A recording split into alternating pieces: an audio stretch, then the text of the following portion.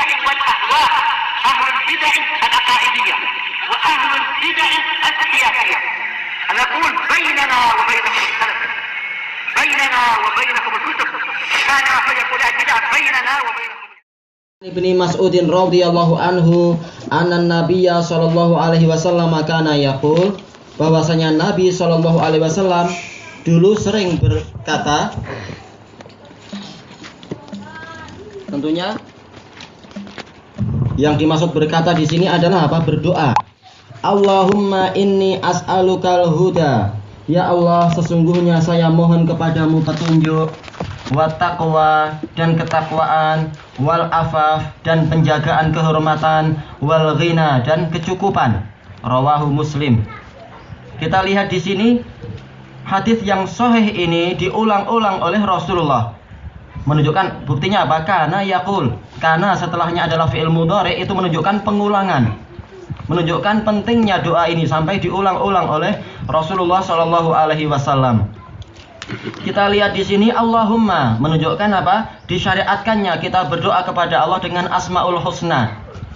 Asmaul Husna yang mana? Bukan hanya lafdzul jalalah Allah, dan itu adalah nama yang paling agung tentunya. Tapi bukan hanya itu. Dari apa? Dari memnya ini. Karena mem itu adalah alamatul dham, menunjukkan apa? Dia itu menggabungkan. Seakan-akan kata Imam Ibnul Qayyim di dalam kitab beliau Jala'il Afham dan juga Syekhul Islam di Majmu' Fatawa, ucapan Allahumma ini seakan-akan memanggil seluruh nama Allah. Karena mem itu menunjukkan apa? Gabungan seluruh apa yang pantas masuk di dalamnya. Berarti seakan-akan dia sedang memanggil seluruh nama Allah dengan kalimat yang paling ringkas. Padahal nama Allah semuanya berapa? Kita tidak tahu totalnya. Lebih dari 99. Minta apa? Inni as'alukal huda. Sesungguhnya saya mohon kepadamu petunjuk. Menunjukkan apa? Bahwasanya yang diminta adalah Allah, bukan kepada yang lain. Bagaimana kita minta kepada yang lain sementara yang lain adalah hamba seperti kita? Maka yang diminta adalah zat yang maha kaya, yang mampu memberi dan mengabulkan doa. Apa yang diminta? Yang pertama adalah al-huda. Ini menunjukkan bahwasanya yang lebih diutamakan adalah apa? Adalah kebahagiaan hati dan kelurusan jiwa. Bukan yang pertama kali minta adalah apa? Ringgit yang banyak, dolar yang melimpah, bukan. Tapi huda dulu, petunjuk dulu. Kenapa? Karena barang siapa dia mendapatkan petunjuk, dia akan sukses di dunia dan di akhirat. Dunianya akan ikut itu.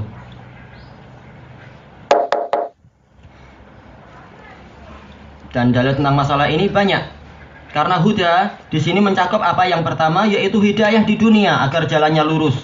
Kemudian yang kedua adalah apa? Yaitu hidayah di akhirat. Yaitu apa? Agar dia tidak keliru di dalam melangkah di atas sirat itu, yang di bawahnya adalah neraka yang menyala-nyala. Sampai nanti ujung hidayahnya adalah apa? Masuk ke dalam surga di istana yang telah dia disediakan untuk dia. Maka ini adalah apa? Kunci kesuksesan yang luar biasa besar yang namanya hidayah. Makanya ayat yang kita diwajibkan bahkan sampai tingkat rukun yang terulang-ulang di dalam Al-Qur'an, di dalam salat, terulang-ulang di dalam salat kita adalah apa? Ihdinas siratal mustaqim. Minta apa? Jalan yang lurus, petunjuk kepada jalan yang lurus. Karena ini akan membawa kesuksesan baik di dunia maupun di akhirat. Bahkan petunjuk yang sifatnya apa? Yang sifatnya sangat sederhana dan sangat terperinci. Masalah apa? Masalah saya memilih hari ini untuk melangkah kemana, untuk safar kemana, untuk kerjasama dengan siapa. Maka dia juga masuk di sini, bagian dari istikharah. Makanya kalimat yang umum ini, as'alukal huda, ini adalah apa? Doa yang satu kata tetapi dia mencakup seluruh kebaikan. Karena apa? Kalau doa kita dikabulkan, maka seluruh petunjuk akan kita dapatkan itu. Petunjuk pagi ini sebaiknya makan apa, jangan keliru makan, nanti malah jatuh sakit. Demikian pula masalah minumnya, demikian pula masalah kerjasama dengan siapa. Itu masuk di dalam petunjuk dari Allah. Entah petunjuk itu datang berupa ilham, kita dapat ilham, oh sebaiknya jangan transaksi dengan orang ini, oh sebaiknya dengan orang yang itu.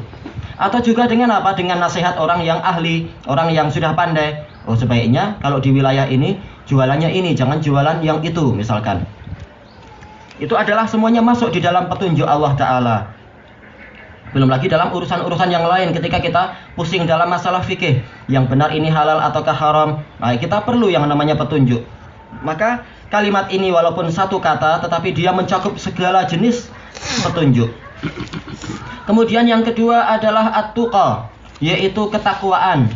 Karena kita sudah tahu bahwasanya kunci keselamatan dan kunci keberkahan adalah apa? Ketakwaan. Sebagaimana firman Allah Ta'ala, walau anna ahlal qura amanu wattaqau lafatahna alaihim barakatim minas sama'i wal ard. Seandainya penduduk negeri-negeri itu mau beriman dan bertakwa, niscaya kami bukakan untuk mereka keberkahan-keberkahan, bukan hanya satu, barokat. Keberkahan-keberkahan di langit dan di bumi, dari langit dan dari bumi.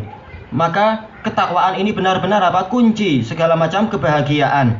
Kenapa? Kalau sampai ketakwaan itu hilang, maka yang datang adalah kecelakaan. Sebagaimana kelanjutan dari firman Allah Ta'ala itu, yaitu apa? Walakin kadzabu fa'akhadnahum bima kanu yaksibun. Tetapi mereka mendustakan ayat-ayat kami, yaitu tidak mau beriman dan bertakwa. Maka kami siksa mereka disebabkan oleh amalan yang mereka kerjakan. Maka ketakwaan adalah kunci kebahagiaan dan dalil-dalil telah disebutkan di awal-awal itu. Kemudian yang ketiga adalah al-afaf, yaitu terjaganya kehormatan.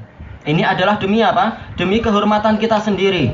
Karena kehormatan itu al-ird, bahasa Arabnya ird, itu adalah lebih mulia dari apa? Dari harta dan dunia seisinya. Walaupun orangnya kaya raya, kalau kehormatannya tercemar, maka apa? Dia akan apa? Akan sengsara itu. Namanya akan rusak di mana-mana, nilainya akan rendah dan seterusnya. Makanya orang rela keluar uang luar biasa banyak demi apa? Menjaga kehormatan. Bahkan orang yang naudzubillah yang berzina, kemudian apa? Kemudian ternyata istrinya mengandung, bukan istrinya ya, yang diajak berzina itu makwanya itu mengandung, ternyata apa? Dia rela keluar uang jutaan demi apa? Demi bagaimana agar namanya tetap terjaga. Dia akan meraswah keluarga orang yang sudah tahu, meraswah para dokter yang tahu dan sebagainya, demi apa? Menjaga kehormatan itu. Bahkan kalau ternyata beritanya mulai tersebar dan dia takut saksinya akan membongkar, maka dia rela membayar dengan uang jutaan kepada apa? Pembunuh untuk membunuh para saksi. Itu menunjukkan bahwasanya manusia memang fitrahnya adalah apa? Tidak rela kehormatannya itu tercemar. Maka siapa yang lebih mampu menjaga kehormatan kita daripada Allah, maka hendaknya kita minta kepada Allah. Tanpa keluar uang banyak-banyak, kita minta pada Allah agar kita itu terjaga kehormatan kita. Al-afaf, yaitu terjaganya kehormatan. Seringkali al-iffah itu maksudnya adalah apa? Maknanya dia tidak minta-minta kepada orang. Karena minta-minta pada orang itu merusak apa? Merusak wajah dia sendiri, kehormatan dia sendiri dicela oleh orang dan sebagainya. Terus bagaimana kalau seseorang itu di antara kehormatan dia adalah dengan cara tidak minta-minta pada orang, maka kuncinya adalah pada yang berikutnya, al-ghina, yaitu kecukupan dan kekayaan.